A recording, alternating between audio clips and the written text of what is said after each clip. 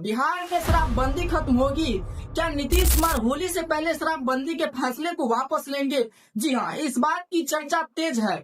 समीक्षा की मांग लगातार उठ रही है और एनडीए के सहयोगी दल के ही समीक्षा की मांग कर रहे हैं। अब तक जीतन राम मांझी इसकी मांग कर रहे थे, अब उपेंद्र कुशवाहा की पार्टी ने कह दिया है कि इस कानून की समीक्षा होनी चाहिए।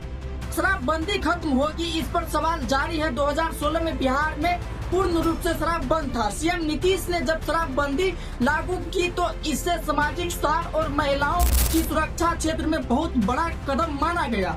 लेकिन क्या 10 साल बाद 2026 में शराबबंदी खत्म करने की जरूरत है? इसको लेकर के कई सवाल है। आप दर्शक से अपील है कि कमेंट बॉक्स में आप लोग बताइए, क्या शराबबंदी खत्म होना जरूरी है? लेकिन जब बिहार में शराबबंदी लागू हुई थी तब सरकार का दावा था कि इससे डोमेस्टिक वायलेंस यानी कि घरेलू हिंसा, पारिवारिक झगड़े में कमी आएगी। सरकार का दावा भी सच साबित हुआ। महिला एवं बाल विकास विभाग और पुलिस के आंकड़ों के अनुसार शुरुआती 2 से 3 वर्षों में घरेलू हिंसा, महिला उत्पीड़न से जुड़ी मामले करीब 12 से 18% तक की गिरावट दर्ज की गई। ये आंकड़े नीतीश कुमार के लिए शराबबंदी के सबसे मजबूत आधार बने, जिससे मुख्यमंत्री आज तक दोहराते हैं।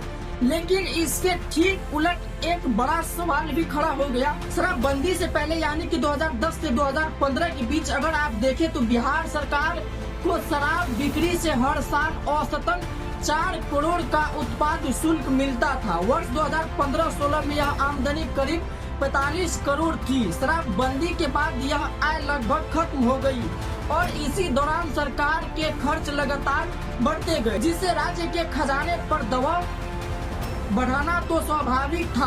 अब एनडीए और विपक्ष के कई नेता और विधायक यह कहते हैं कि इस कानून का दुरुपयोग हो रहा है, समीक्षा होनी चाहिए, फेल हो चुका है यह कानून, हिलाजा इसकी समीक्षा की बात खूब होती है। मांझी, जीतन राम मांझी सबसे प्रमुख नाम है। आज दिन राज्य में हर एक जिले में अवैध शराब की तस्करी की समस्या तेजी से बढ़ी है, इससे इनकार नहीं किया जा सकता। शराबबंदी के पहले दौर में शराब कानूनी रूप से बिकती थी, इसलिए तस्करी या अवैध तरीके से जब मामले बिल्कुल सीमित थे। लेकिन 9 साल में शराबबंदी का डाटा सामने आ गया।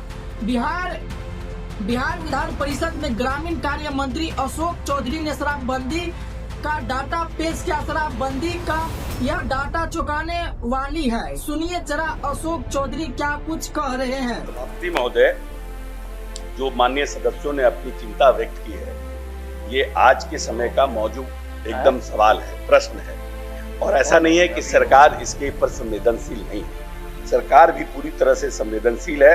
और माननीय सदस्य ने जिस बात का उल्लेख किया है उसकी मैंने अपने जवाब में भी उसकी चर्चा की है कि अभी तक उत्तर प्रदेश की सीमा पर 23, पश्चिम बंगाल के सीमा पर 8, झारखंड के सीमा पर 19 एवं नेपाल के सीमा पर 17 चेकपोस्ट कार्यरत हैं। सभी चेकपोस्ट पर सीसीटीवी कैमरा और ब्रेथ एनालाइजर उपलब्ध है।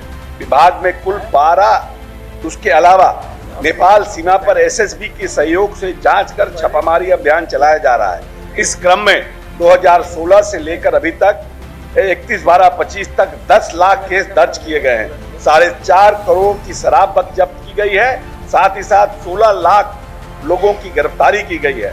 1.60 लाख वाहनों को जब्त किया गया है।